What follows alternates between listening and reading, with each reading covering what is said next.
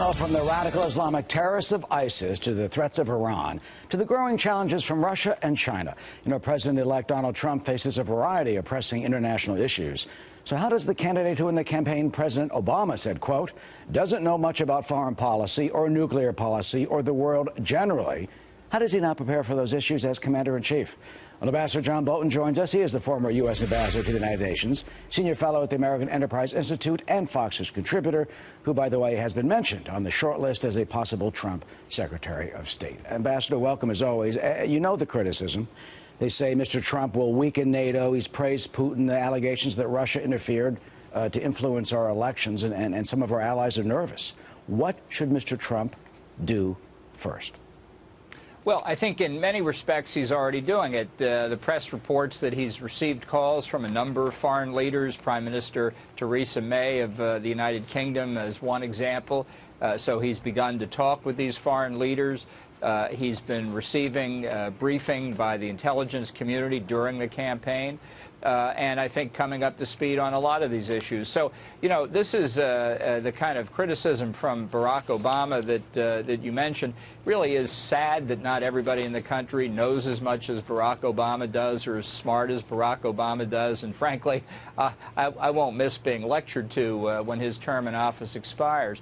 There's a lot of work to do. An American transition is a phenomenal enterprise, and it's true on the domestic side. It's particularly true on the national security side, and that process is underway. You know, we already have an inkling of one change in policy. Mr. Trump gave an interview with the Wall Street Journal. It's on the front page of the Journal, so I urge all our viewers to go out and buy the Journal because it gives some insight into his thinking. And he says potentially he may not continue the arming of the rebels in Syria. Here's what he said, quote, I've had an opposite view of many people regarding Syria. My attitude was you're fighting Syria, Syria is fighting ISIS, you have to get rid of ISIS. Russia is now totally aligned with Syria. And now you have Iran, which is becoming powerful, because of us, is aligned with Syria. But if you don't arm the rebels, Ambassador, are you then just bolstering Assad and helping Putin at the same time? Well, I'm not sure which rebels we could trust by giving them arms at this point to begin with. My view on this has been the same for a long time. I think that Syria is a strategic sideshow. I think the campaign against ISIS is absolutely central, but I think it has to be waged in a way very different from the Obama administration.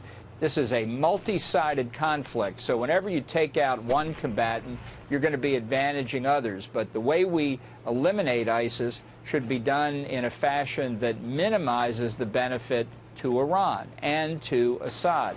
The Obama administration strategy has been to go after ISIS in a slow-motion fashion that advantages Iran more than anybody else. So I think that's backwards. Let's be clear. If it were not for Iranian support for the Assad regime, I think he would have fallen long ago. But Hezbollah and other assistance Iran has given him, along with the Russians, has kept him in power. The Russian nexus here is fundamentally to support Assad, not to oppose ISIS. And I think we have to see that clearly. So do you think there's going to be a ramping up of the military action, for example? Well, I think we'll have to see how it plays out during the remainder of Obama's tenure. And as we just heard a few minutes ago, the Iraqi government's offensive, along with the Kurds for Mosul, is taking longer than was predicted. Curiously, the predictions for a quick victory were just before our election, reality now beginning to set in. This is a very dangerous situation, but honestly, it's less dangerous, I think, for the United States than Iran's continued march toward nuclear weapons. And you mentioned Iran, of course. How about the Iranian nuclear deal? I mean, there's already a report from the UN that they're cheating. Well, there's no doubt in my mind. They haven't complied with this deal since before the ink was dry, and they never had any intention of doing it.